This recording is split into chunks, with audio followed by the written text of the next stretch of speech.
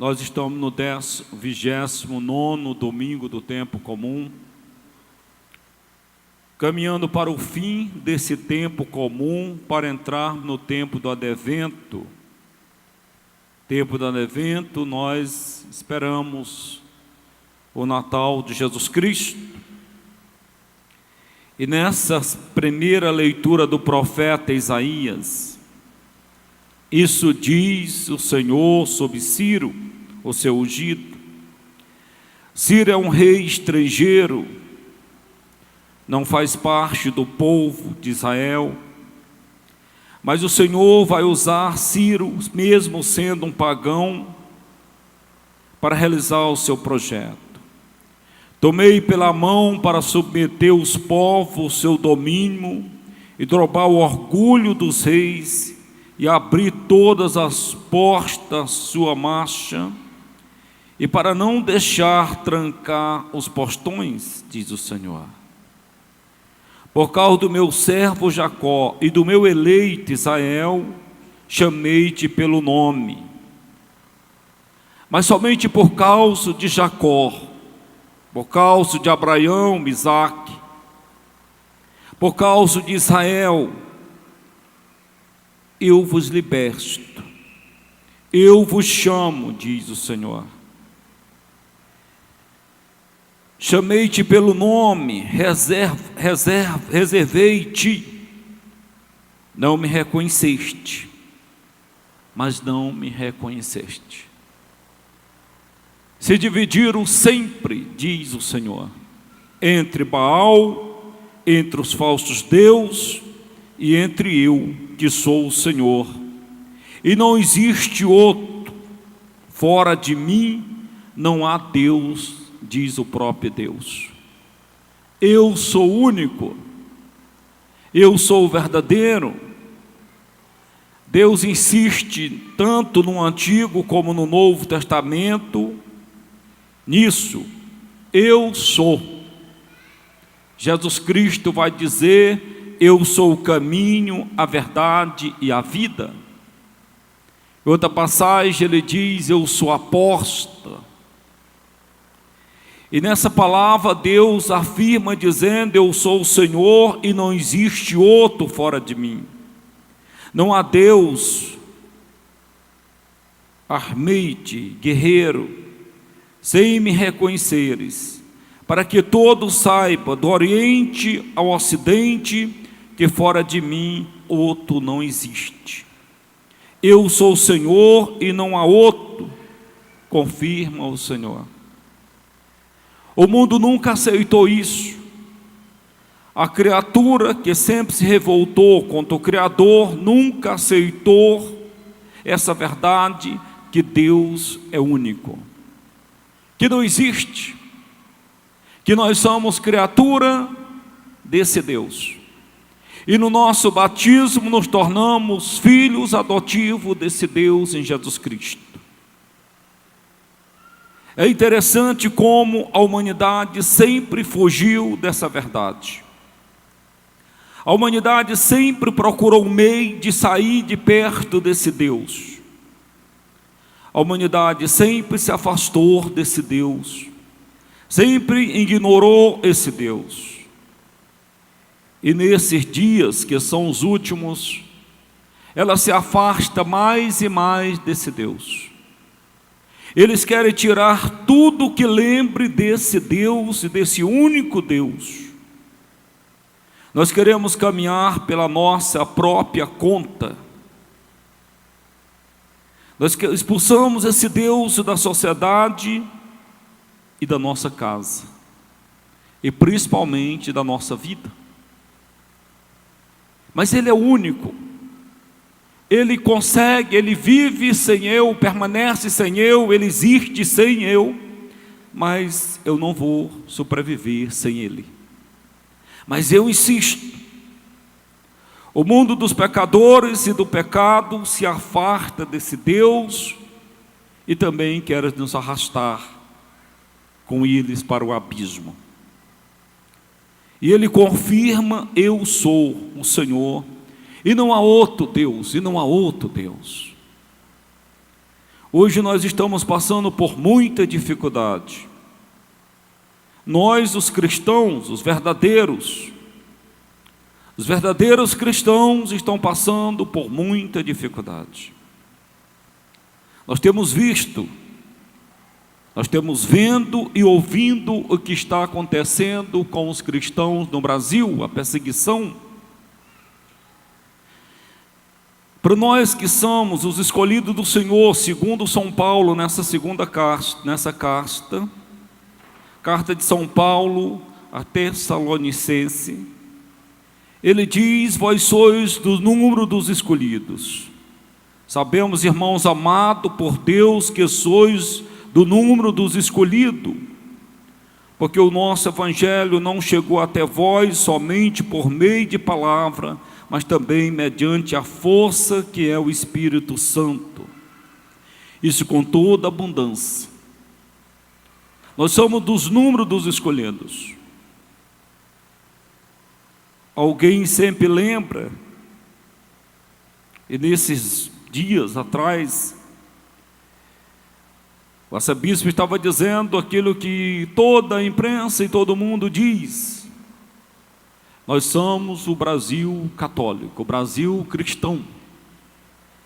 Brasília, 68%, a quase 70% se diz católica. E eu protestei contra esse número. Não somos. Nós somos a minoria. Católico mesmo, praticante mesmo, que viva a palavra, que viva os sacramentos, que querem seguir, que querem caminhar com a igreja, nós não somos nem 10%. Nós temos uma multidão de batizados, mas não evangelizados, que não estão nem aí para a igreja, para a doutrina cristã, que há muito tempo se afastaram de Deus. Na tua casa mesmo, começa pela vossa casa, começa pela minha casa e pela minha família. Qual é o compromisso que eles têm com a igreja de Jesus Cristo? Nenhum. Não tem e nem vão ter, a não ser que o Senhor dê um canso para cada um.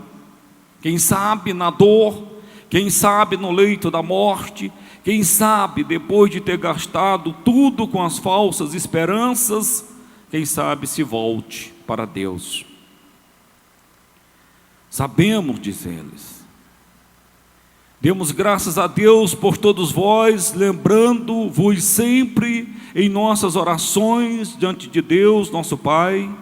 Recordamos sem cessar a vossa atuação da vossa fé, esforço de vossa caridade e firmeza da vossa esperança em nosso Senhor Jesus Cristo.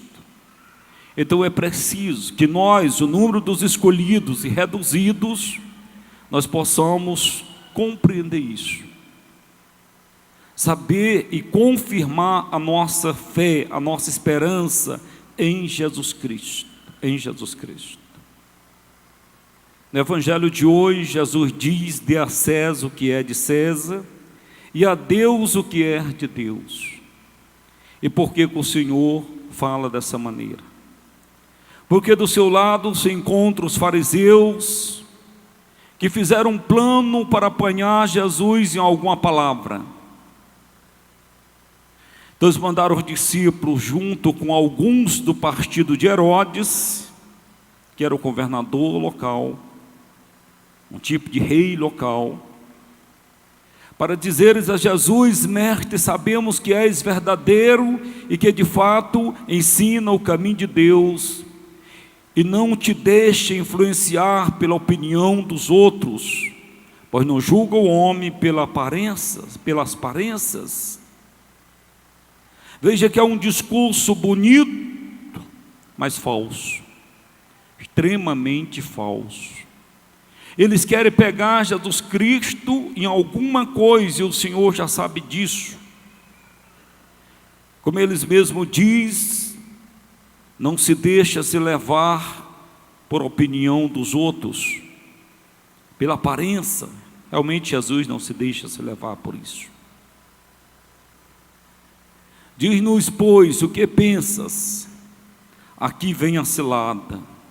É lícito ou não pagar imposto a César? E César era o imperador romano, um homem mau, que havia tomado a Palestina inteira, Israel inteiro. Não só isso, mas até parece que tudo que existe no mundo agora pertence ao Império Romano. E o imposto de César é os olhos da cara. É 100% injusto, porque um homem que tem um império daquele tamanho, ele precisava tomar de todos para sustentar esse império. Diz a palavra que Jesus percebeu a maldade deles e disse: hipócritas, por que me preparais uma armadilha? Por quê? Mostra-me a moeda de imposto. Trouxeram-lhe então uma moeda, e Jesus diz: de quem é a figura e a inscrição dessa moeda? De quem é? E eles vão responder: de César. E aí vem a resposta arrasadora de Jesus Cristo: daí pois a César o que é de César, e a Deus o que é de Deus. Está certo? Dê a César o que é de César. Nós temos entregado. A César nós temos servido. A César nós temos dado tudo. A César nós temos oferecido a nossa vida, a nossa história, os nossos bens, as nossas coisas, a nossa luta, o nosso cansaço, o nosso tempo e a nossa saúde. A César nós temos servido muito. E a Deus? Cadê a parte de Deus? Não estou falando dos bens materiais. Não estou falando. Não estou falando porque se você fosse dar os bens materiais para Deus, Deus só ia querer os 10%. Os 90% você pode dar para César, o Senhor não imposto. Mas Ele não quer seus bens, amado. Ele quer o seu coração. Ele quer aquilo que você é, imagem e semelhança dEle. Ele quer que sejamos a imagem e semelhança dEle. Ele quer que reconhecemos que Ele é o único Deus e o único Senhor, que só Ele deve ser adorado, só Ele deve ser amado, só Ele deve ser seguido, só Ele deve ser obedecido. É isso que Deus quer. Deus nos quer por inteiro. Deus quer o nosso coração, a nossa alma, a nossa mente e a nossa decisão. É isso que Deus quer. Deus nos quer. Por que Deus nos quer? Porque nós somos dEle. Aí vem o diabo tentar nos roubar de Deus, porque o diabo também não está preocupado com os teus materiais, com as tuas coisas, não. O diabo sabe que a melhor que tu tem é tu mesmo. Então ele tenta te arrastar para longe de Deus. É a proposta satânica dos nossos últimos anos, nossos últimos dias. O que está acontecendo contra os cristãos é exatamente isso. É o diabo tentando te afastar de Deus, te levar para longe. A Rede Globo, que você não larga, ela realmente declarou guerra aos cristãos, católicos e evangélicos. Católicos e evangélicos. E nós estamos padecendo e vamos padecer muito por isso. A Globo, ela atacou 3 coisas que são de Deus: os cristãos, a família e as crianças. Por que ela ataca? Porque ela quer destruir a base de tudo, a família. Deus, quando fez o início, Deus fez homem e mulher. Homem e mulher, macho e fêmea, Deus criou. Formou um casal, abençoou e colocou no paraíso. O diabo veio por trás e destruiu a vida desse casal e com isso toda a humanidade. Mas na plenitude do tempo, o Verbo se fez carne, habitou entre nós, numa jovem de Nazaré, já comprometida com um homem chamado José. Deus manda seu filho para uma mulher santa, que ia casar com um homem justo, e justo na Sagrada Escritura é ser santo. Deus manda seu filho exatamente para um seio de uma família santa. E ele permaneceu no meio dessa família até os 30 anos de idade. Um Deus morando ali. Jesus morava ali. Ali talvez não tinha uma geladeira de ponta, não tinha uma máquina de lavar, não tinha um micro-ondas, não tinha um fogão a gás, o elétrico, ali não tinha nada, e talvez não tivesse nem comida, mas ali tinha Deus. Ali tinha Deus. A figura da família que nós temos na nossa mente é a figura da Sagrada Família. Então vamos atacar e destruir essa família, porque destruindo essa família, nós destruímos o projeto de Deus. Jesus disse: "Desse vim a mim as criancinhas". Criança nasce santa, amado. Criança nasce pura, totalmente inocente. Criança nasce totalmente inocente. Eu estava olhando para um filho de uma sobrinha minha hoje, e ali ele está com 2 meses. É interessante que ele olha para a gente, ri, se comunica. E eu pensei, mas aqui está a plenitude da santidade. Está aqui.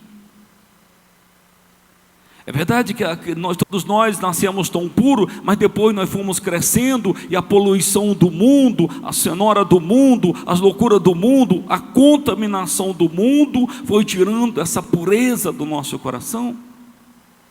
Mas ainda há muita gente pura, ainda temos muita gente santa, e as crianças são santas, são sem malícia. Então vamos destruir essa pureza dessas crianças logo nos primeiros anos de vida. Estão querendo que você não compre nada que identifique a sua criança. Estão querendo que as mães agora não façam mais aquele exame para saber se é macho ou se é fêmea. Não pode mais fazer. Você tem que deixar nascer, e com 5 anos ou 4 anos, que ela decida o que ela vai ser para o resto da vida. E por isso vamos levar para os museus de arte do cão, para ver um homem pelado, enquanto a mãe insiste, toque nessa parte, provoque. E a arte que nos apresentaram, eu não sei se você viu, eu nem sei se eu posso falar aqui, mas, amado, a arte que nos apresentaram como arte é diabólica. Uma coisa horrível. Imagina, que diabo de arte satânica é aquela que apresentaram no Museu de Arte, não sei aonde estão apresentando, em Belo Horizonte também, em todos os lugares. E a Rede Globo apoia, promove e manda seus artistas promoverem. E paga para eles promoverem. Atinge o cristão, atinge a família e destrói as crianças. A criança até os 7 anos de idade estão em formação. Estão em formação. Vão sendo formadas para o bem ou para o mal. Alguns de vocês ficaram chocados, e eu também fiquei, com aquela criança de Goiânia, tão perto de nós. Diz aí que ele estava sofrendo bullying, mas que diabo de bullying é esse? Eu sempre passei por isso, a vida inteira eu tive isso.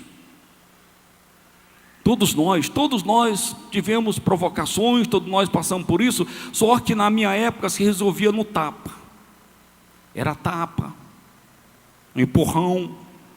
Agora é na bala. Sabe por que na bala? Porque estão sendo catequizados pela Rede Globo. As suas novelas é isso. É 24 horas com gente matando, se matando. Nós não podemos abrir um jornal, nós não podemos ver uma novela, e nem devemos ver novela, mas está lá a catequese 24 horas, resolva na bala. Foi isso que aquele rapaz fez. Rapaz não, um adolescente, parece que ele tem 13 anos. É a escola, meu filho. É a formação que está tendo, é a geração que está aparecendo, monstros que vão nos destruir. Ele só atirou naqueles que eles queriam matar de verdade. Ele atirou aonde? Na cabeça. Acho que era 45, a pistola 45, acho que era. Eu não entendo muito de arma não, vou ter que comprar até umas para mim dar aula para vocês aqui. Vou pedir a Rede Globo que mande para nós, que ela tem. É destruição total de tudo.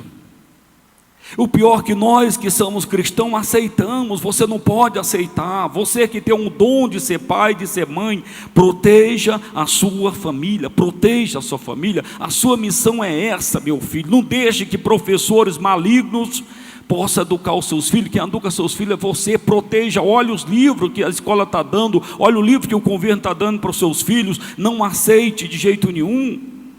Faça alguma coisa por eles. As crianças são suas, não são do Estado não. O Estado está querendo que a criança seja dele. Não é, você ainda é pai, mãe, obra de Deus, missão de Deus, chamado para isso, responsabilidade sua. Nós temos que ter cuidado com isso. É preciso ter muito cuidado com isso. Estão querendo nos destruir por completo, e nós não podemos se deixar por isso. Você nasceu homem, então seja homem. Você nasceu mulher, é isso mesmo. Seja mulher de verdade, seja homem de verdade. Seus filhos Deus já escolheu, mesmo antes da concepção. Deus já mandou homem e mulher. Deus fez assim. Tudo está muito bem dividido. Não aceite isso. Dê boneca para suas filhas, dê carrinho e bola para os seus filhos. Não caia nessa de psiquiatra, psicólogo e pessoas que não conhecem a palavra de Deus, que estão mandando você deixar seu filho pelado, porque você não pode vestir nem de calça nem de vestido até aos 4 anos. 4 anos ele vai decidir que está aqui. No ventre da minha mãe eu decidi que eu seria homem para sempre. E não foi nem eu que decidi, foi Deus que decidiu por mim.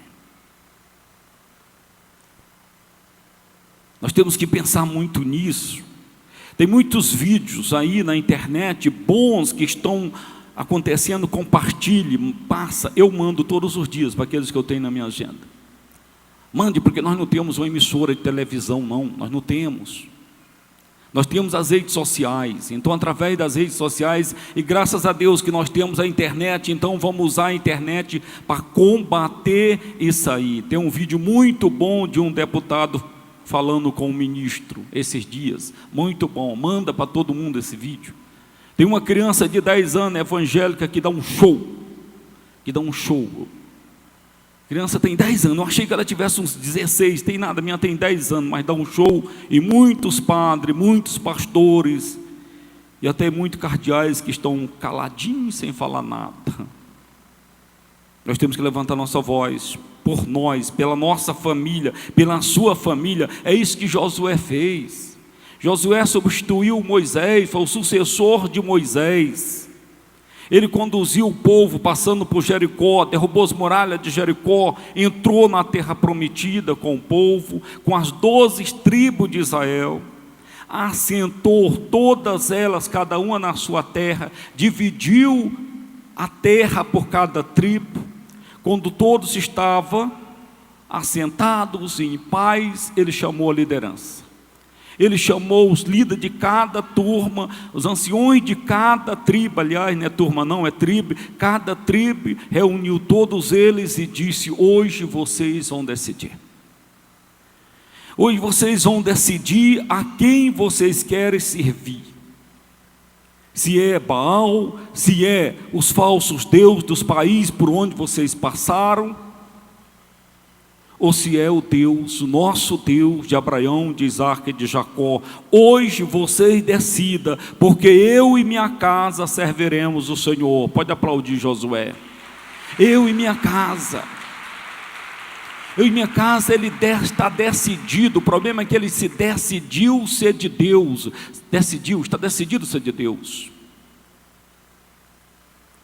Há tantos anos atrás, aquele profeta de Deus diz para a liderança de Israel: vocês decidam, hoje vocês decidam, qual o Deus que vocês querem servir. E nós temos que decidir mesmo, qual é o Deus que nós queremos servir, se é o Deus dos pagãos, se é o Deus desse mundo de idolatria, se é o Deus desse mundo satânico, se é o Deus da Rede Globo, ou se é Jesus Cristo, o Filho único de Deus. Nós temos que decidir.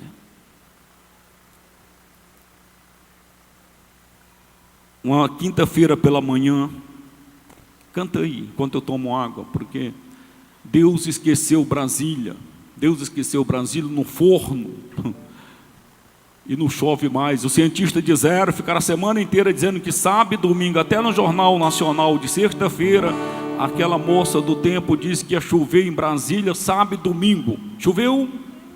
Não sabe de nada. Meu pai sabia muito mais, olhando para as formigas, olhando para os passarinhos, vendo os sinais. Meu pai sabia o ano que ia chover no Ceará. Eu e minha casa serviremos ao Senhor. Eu e minha casa serviremos ao Senhor. Deus não quer nos condenar. Deus não quer nos condenar, quer de nós uma decisão para o nosso bem, para nos salvar. Pergunta hoje então, a quem você quer servir, a quem você quer servir, você quer servir, a quem você quer servir. Eu e minha casa, canta lá. Eu e minha casa serviremos ao Senhor Jesus. Eu e minha casa serviremos ao Senhor. Como eu estava te dizendo, alguns anos atrás, por volta de 5 horas da manhã, numa quinta-feira, depois de eu ter celebrado uma missa de libertação, onde aconteceu muitas manifestações diabólicas naquela missa, por volta das 5 horas eu estava começando a acordar, quando de repente eu senti uma presença fortíssima, muito forte de Deus dentro do meu quarto. E naquela presença fortíssima, lógico, eu fiquei paralisado, quieto, deitado eu estava, mas eu fiquei totalmente imóvel. Escutei uma voz que eu não sei se foi dentro ou fora de mim, Deus sabe, como diz São Paulo, que dizia que Nossa Senhora com os anjos visitaria nossas casas e nos libertaria de todo mal no dia 22 para o dia 23 de setembro. E depois que eu recebi essa mensagem, aquela presença foi se afastando do meu quarto, foi saindo do meu quarto, e eu tomei consciência que Deus havia se manifestado. Quando eu cheguei na missa às 8 horas da manhã, eu falei para a comunidade, todos aplaudiram e todos gostaram da novidade. Mas eu estava no mês de dezembro preparando o Natal de Jesus Cristo. E aí, com os meses que foram passando, eu decidi não fazer nada, porque eu já faço muitas coisas. Eu dizia comigo mesmo que Nossa Senhora procure outro. E o tempo passou. 4 anos depois, eu estava numa reunião do conselho, começando a reunião do conselho, esperando alguns dos atrasados. E terça-feira tem reunião agora, viu? Terça-feira tem, não chega atrasado.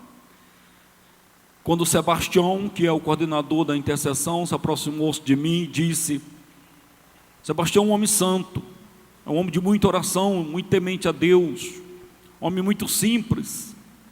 Se aproximou-se de mim e disse: lá em casa estamos esperando com muita ansiedade o dia 23, dia 22 para o dia 23 de setembro. E no impulso eu perguntei o que vai acontecer. E ele me disse que foi prometido a um padre que Nossa Senhora visitaria nossas casas e nos libertaria de todo o mal. As palavras dele, saindo dessa maneira, bateu no meu coração e eu tive algo que eu nunca tinha tido. Eu tinha tido, lógico que eu tinha tido, mas não daquele jeito. Vergonha. Eu fiquei com tanta vergonha, eu tinha vergonha de tudo, parece que todo mundo tinha escutado. Eu tive vergonha de cada membro do conselho, eu tive vergonha das cadeiras, eu tive vergonha das paredes, eu tive vergonha de mim, eu tive vergonha de Deus, e aquela reunião foi a pior que eu já fiz. Eu sentia muita vergonha, um sentimento horrível de vergonha. Disse que Padre Pio tinha isso. Eu senti muita vergonha. Aí eu decidi fazer a festa de Nossa Senhora e mandei a Nelly fazer um quadro de Nossa Senhora da Visitação, um quadro bonito que está lá na casa do Centro de Evangelização, onde Nossa Senhora visita Isabel, Isabel recebe Maria com os braços abertos. Comecei a chamar Nossa Senhora da Visitação, que tem. E naquela primeira festa, que tinha umas 8.000 pessoas no Centro de Evangelização, eu comecei a falar da visitação de Nossa Senhora, e comecei a escutar uma voz que dizia: é Nossa Senhora da Primavera, é Nossa Senhora da Primavera, até que eu parei a homilia e perguntei para quem estava perto, principalmente para o Tadeu, que está ali, quando chegava a primavera. E o Tadeu me disse: está chegando agora. Nesse exato momento, 5h43 naquele ano, primavera estava chegando no nosso continente. E eu comecei a chamar a Nossa Senhora da Primavera. E ficou com Nossa Senhora da Primavera, que no dia 22 para o dia 23 visitaria as nossas casas. A imagem de Nossa Senhora da Primavera é essa aqui, que está pintada lá na capela do Centro de Evangelização. O fato, amado, é que na última festa de Nossa Senhora da Primavera, que foi maravilhosa, que sempre é maravilhosa, quando a gente orava, eu tive uma visão. Eu tive uma visão com a placa, essa placa de endereço que a gente coloca, ou colocava, eu não sei, acho que coloca ainda, que é SD no seu conto, tal. Eu vi essa placa lá, na visão eu vi a placa. E na placa estava escrito: Jesus mora aqui.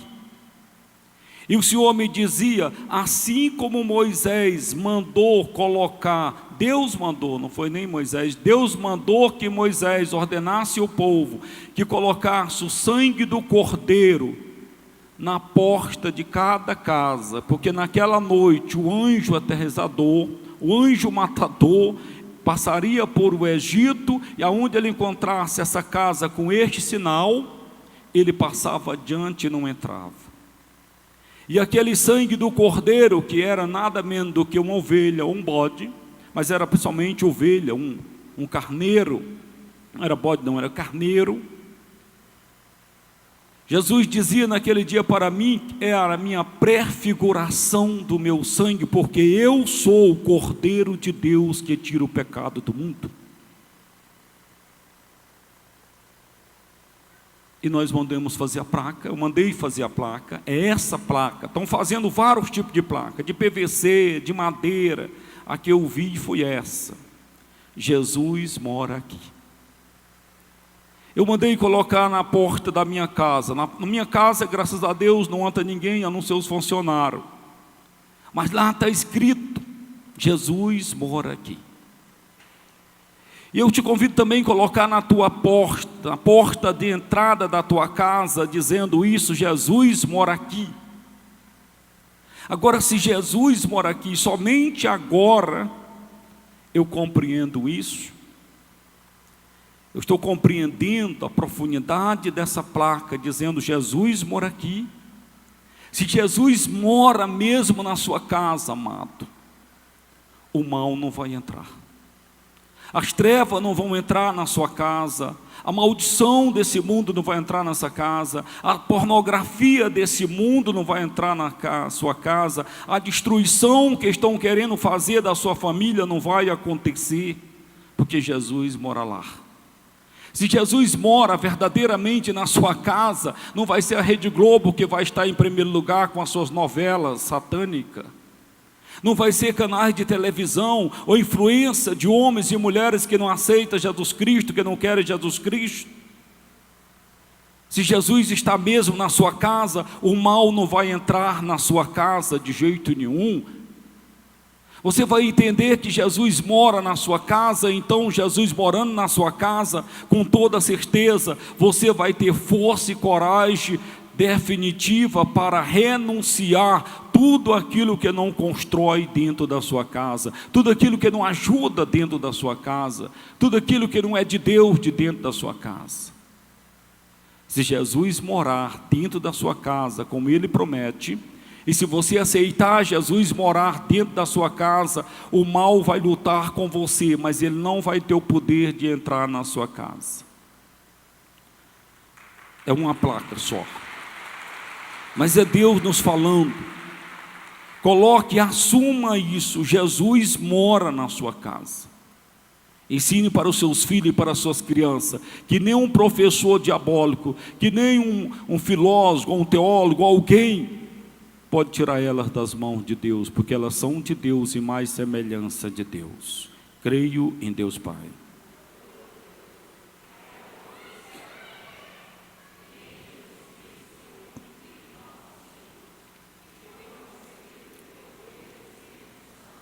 Nasceu da Virgem Maria.